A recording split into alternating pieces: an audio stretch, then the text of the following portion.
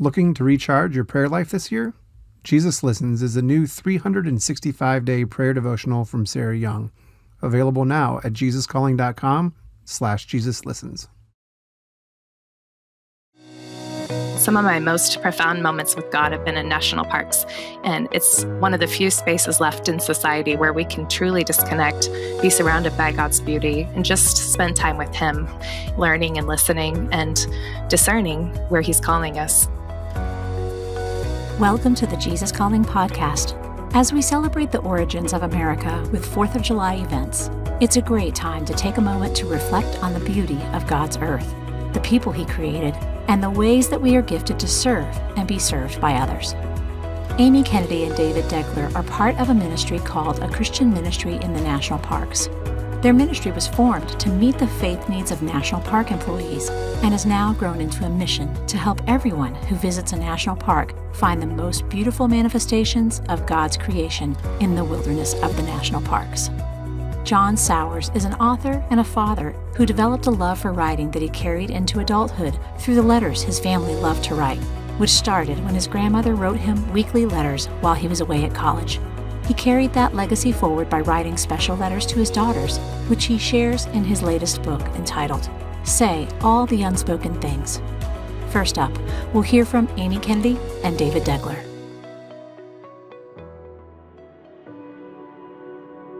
Hi, my name is Amy Kennedy, and I am one of the co-executive directors of A Christian Ministry in the National Parks. I've been around the organization since 2006 in every capacity from ministry team member to the co-executive director.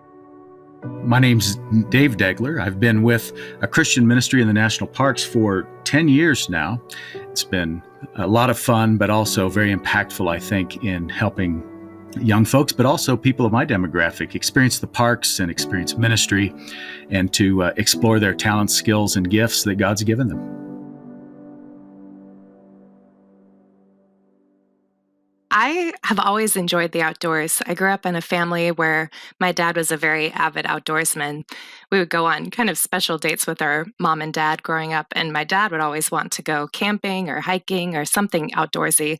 And so when I was a freshman in college, there was a recruiter on campus for this very organization, and they asked if I wanted to go spend a summer in a national park. At first, I thought, who gets to do that? And so, I said yes, and I went to Olympic National Park, which I had never been to. And I got there and thought, oh my gosh, I'm about to spend a summer living and working in a national park rainforest.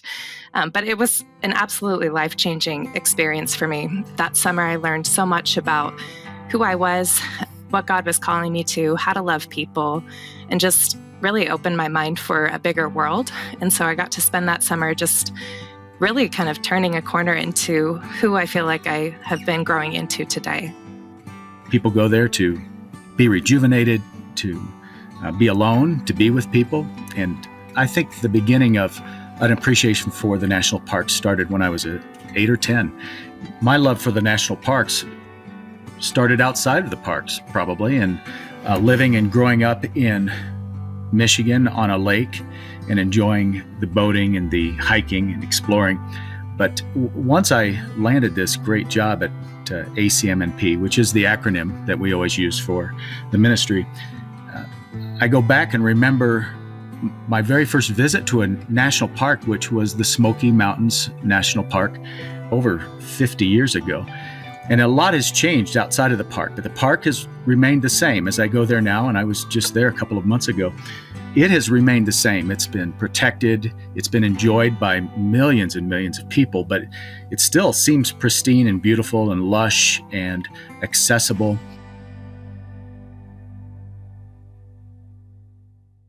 So ACMNP has been around since 1951. We're leaning towards our 75th anniversary and looking forward to some opportunities to expand and enhance the ways that we serve in the national park communities. But to go back in time a little, there was a man named Warren Oast who spent his summer in Yellowstone National Park. And through his time, he was a Princeton seminarian, and he was, living and working in the park and saw this great need. He saw that those that were living and working in that community were oftentimes isolated. There wasn't necessarily a, church right there in the national park. And so those that wanted the opportunity to worship God really had to go outside the park to do that, or find their own opportunities through, prayer and devotion and their own spiritual acts. But he decided that the community there really needed an opportunity to worship. So he started initially a Bible study in the bar of Old Faithful and just started inviting his coworkers to join him. And through that, he ended up going back to Princeton, talking with his school, ended up even looping in Yellowstone National Park to make this really special partnership that began what is today a Christian ministry in the national parks.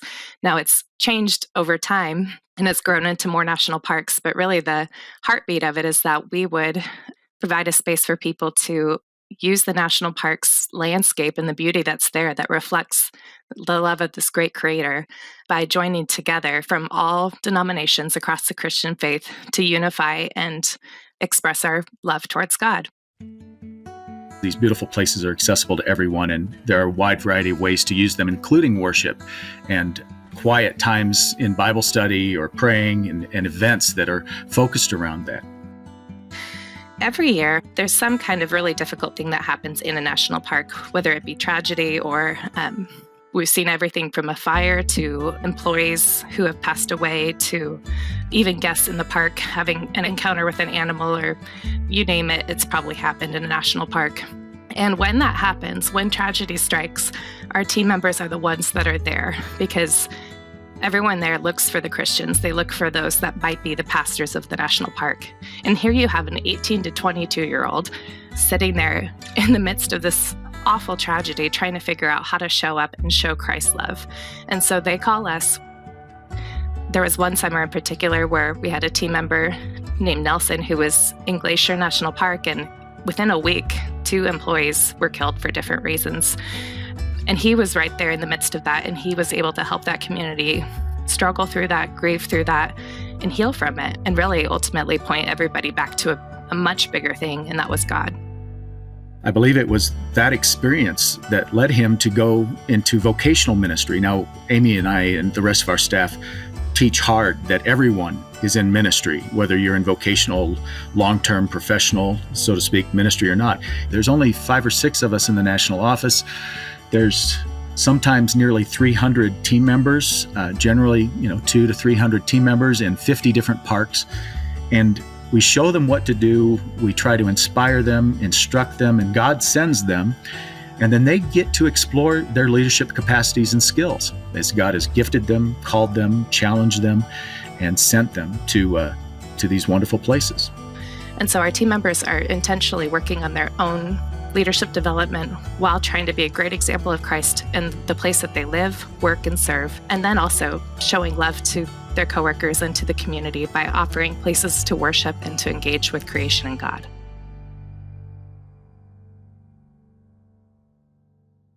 Our worship services are so often in very remote locations. And so coworkers will sometimes show up to the worship services. And so there is that very practical ministry that's offered to people where there's an opportunity to worship in beautiful places while people are testing their worship leading skills and developing in those areas. But one of the more powerful ways that our teams support the community is just being there, is showing up, as Amy alluded to earlier, to expressing their faith in winsome, wonderful, natural ways that some of the most powerful ministry doesn't happen in our organized events or the events that they plan, like Bible studies. And very often we will say that this will be the hardest summer of your life, but the best summer of your life. And so through a really tough day, demonstrating that they still trust God and they still go to God for help and support and wisdom, it really can be impactful. That's why we encourage folks to press into these impactful interactions that very often start superficially, but over time, through their relationships, become deeper and more intense and more available, really, for people to ask the things that they've always wondered about, but didn't know anybody face to face that they could actually ask a question. And here this person is. So I think that's probably one of the most powerful things. We also encourage our team members to embrace stewardship of the parks. Most Christians think of creation care. So we've adopted that, and we invite people to create projects and to join the National Park Service and local support groups for the park to help clean trails or to pick up trash or to mark trees that need to be removed, to work with the Park Service and volunteer. We had a group in Zion National Park just last week that were pulling out weeds, invasive plant species for the National Park Service under their direction. And that's an important service, we think, to the parks and to God's creation. I had mentioned that I had spent a summer in Olympic National Park. And really, if I'm honest, I spent that summer there trying to escape some difficult things that were going on back home. So while I wanted to live in a national park and, knew it would be beautiful, knew it would be an adventure, I also was secretly just trying to find a space to heal from some difficult things that had happened. It rained every day for the first month I was there. And there was, everybody that was there was really different than I was. I didn't have the people that looked and thought like me, like the community I grew up in. I was all of a sudden surrounded by people who made life choices that were different than me, or people who were going through difficult things on their own. And instead of looking to God or faith, they were looking towards things like drugs or alcohol or just really sad cycles of decisions. And so I had this kind of moment in the national park where I was sitting on a bridge just looking out at God's creation. It was lightly drizzling. And as I looked out, I was kind of crying to God about some of the things I was going through and just realizing just how sad I was.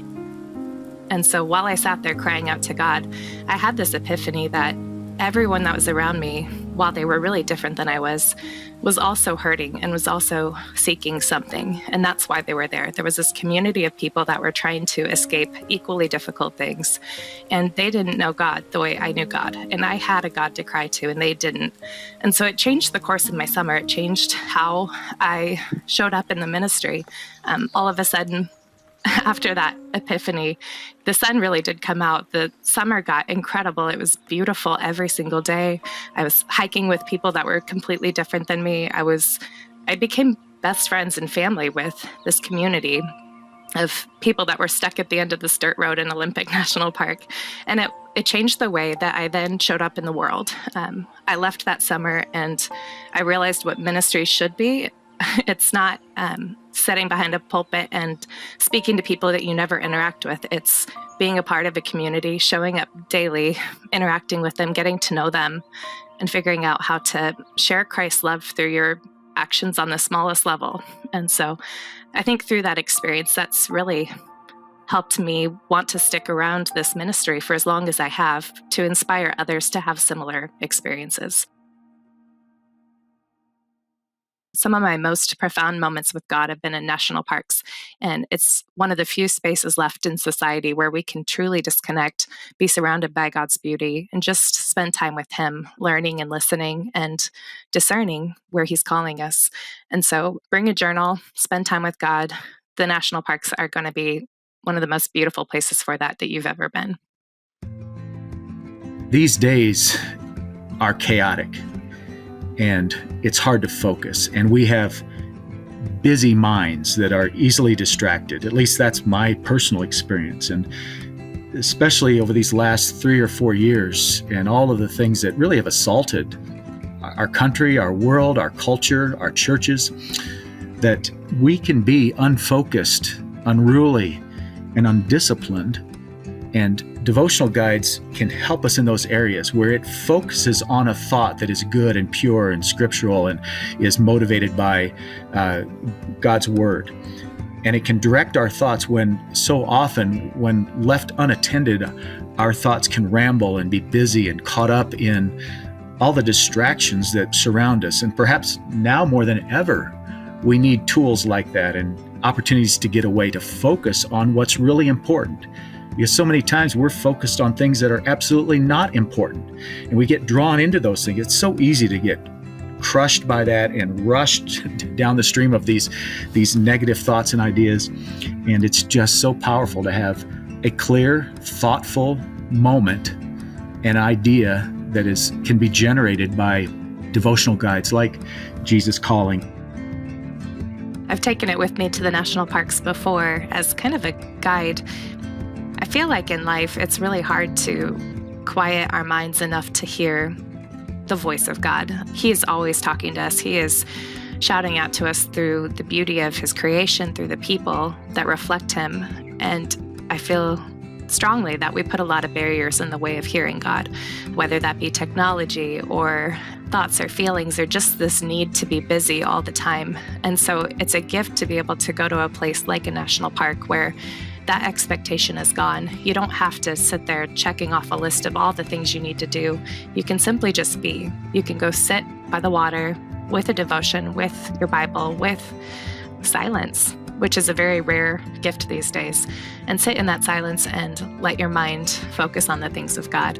I think devotions are incredibly helpful because we're not used to being quiet. And oftentimes, if you're sitting just in complete silence, if you're anything like me, your mind starts still going to the things you're supposed to do when you get back home or to the checklist that you didn't finish. And so finding a Bible or a journal or a devotion guide to bring with you is a really good tool to help keep your mind focused on that silence, focused on listening to the Word of God, figuring out how Jesus is calling to you. You can get lost in yourself a little bit and in your interaction with the Creator and with God to have a pretty powerful experience. And I think you'll be blessed.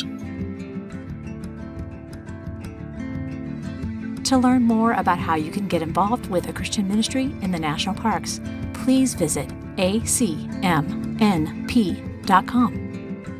Stay tuned to John Sowers' story after a brief message.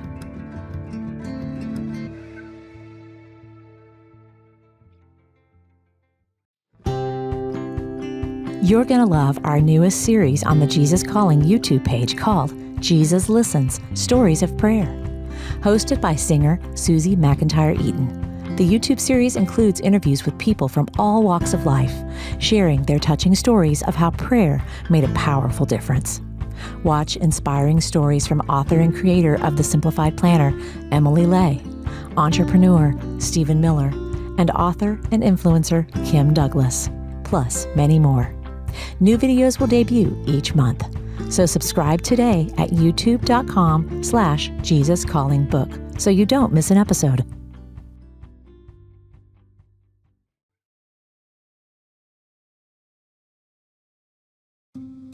Our next guest is John Sowers, an author whose family has a history of writing letters that has recently taken on a new meaning in his role as a father, when he himself composed letters to his daughters as a touchstone of communication from him that they could carry into their lives as adults.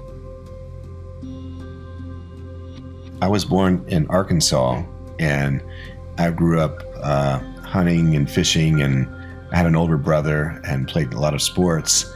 I think I wanted to be a professional baseball player, like so many boys want to be a professional athlete. And so in college, I played through college, and it kind of dawned on me that this was about the end of my ability and my opportunities. So it's just interesting how I kind of came into ministry and writing. I always loved books and I always read books and wrote, and I wrote through college, I wrote in high school.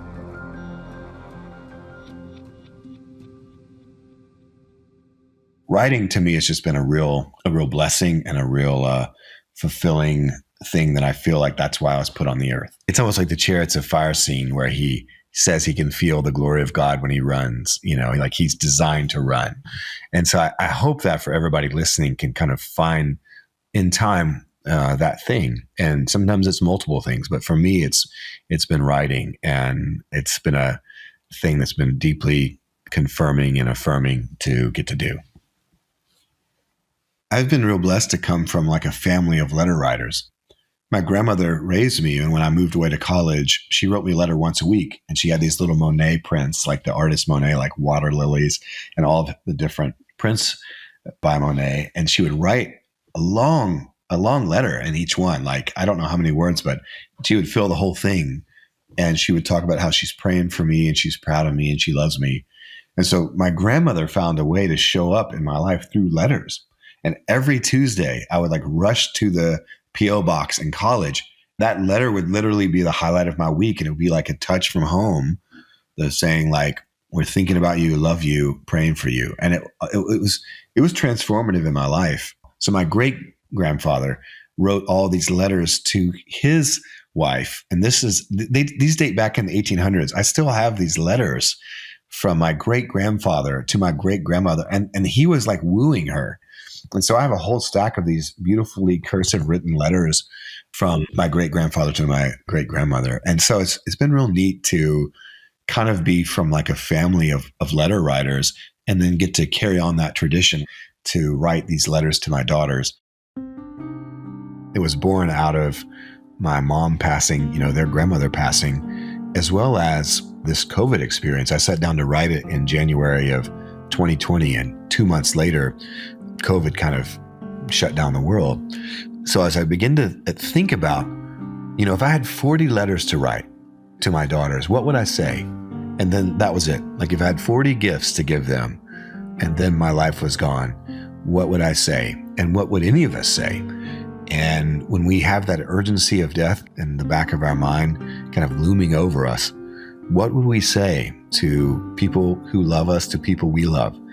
I don't really know how to say it other than just like my heart bursting as I'm reaching as deep into myself as I can to say things to my daughters that hopefully they'll read after I'm gone, and my grandchildren and my great-grandchildren whom I may never know. What would I want to say to my daughters who I love so dearly? And what would any of us say? There's a sense that death has like an urgency to it.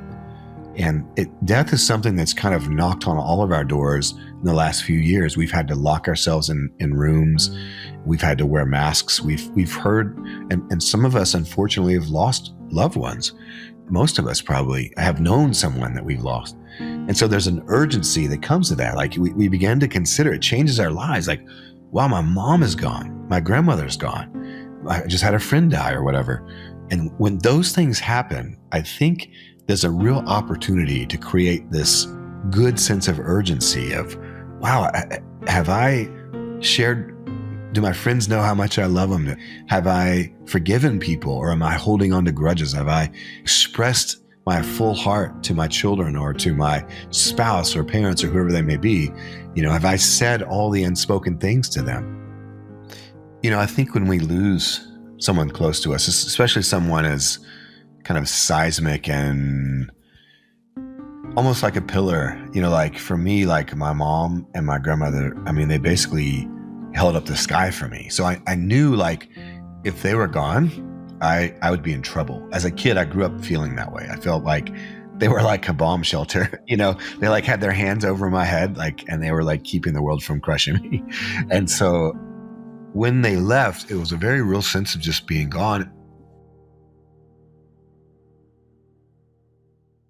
When you go through these losses, and I wouldn't say necessarily that I turned to God in the best way. I had a friend that helped me, and he said, just remember the love that your mom gave you, and let that strengthen you, and let that help shape you and who the man you want to be. And so that really, really helped, because part of me, I think I probably skidded off into some despair, into some loneliness, into probably not drawing close to God in the ways that he desired. And I know I didn't. And so I had some really great friends who showed up for me, who helped point me to God, and in some ways helped be the hands and feet of God to me. I want to read a prayer. This is Jesus Listens, and it's from December 14th. It says, "Your amazing love is sacrificial, unfailing, priceless and boundless, reaching to the heavens. It shines so brightly that it can carry me through all my days, even the darkest ones. When I get to the end of each day, it's time to declare your faithfulness that reaches to the skies. As I look back over the day, I can see how skillfully you guided me and opened up the way before me. The more difficulties I encountered, the more you enabled, empowered, and equipped me to overcome the obstacles." It's that daily connection. C.S. Lewis talks about it happens the first thing when we wake up, that all of our hopes for the day rush at us like wild animals. And our first job is to push back those wild animals and to let that other voice come in, that other stronger, silent, more peaceful voice come in and then so on all day. I think it's a real temptation for us and for me to wake up, open Facebook, wake up, open Instagram, start scrolling, and to miss that connection, to miss that magical moment in the morning when we can wake up and we can connect. And so I'm so thankful for Jesus calling, that it encourages that rhythm that's so important in any kind of relationship, especially in our relationship with God. And it's a rhythm that I've kept at times, and I've seen God really work through and bless. To learn more about John Sowers' social justice efforts, as well as his most recent book, Say All the Unspoken Things, go to johnsowers.com. If you'd like to hear more stories about finding beauty in God's creation and through His people, check out our interview with Rick Steves.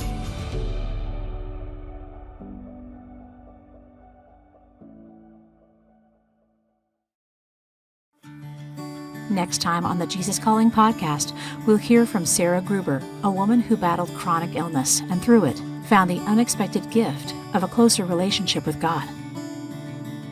Nobody understands what it's like to live inside my body except God and I, and it led me to this complete dependence on God.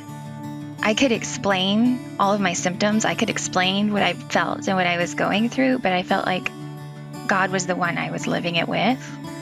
And so there was this increased dependence on Him. It was an unexpected gift. And I'd prefer not to be sick, but if all of this is to bring me closer to God, then I'm all in.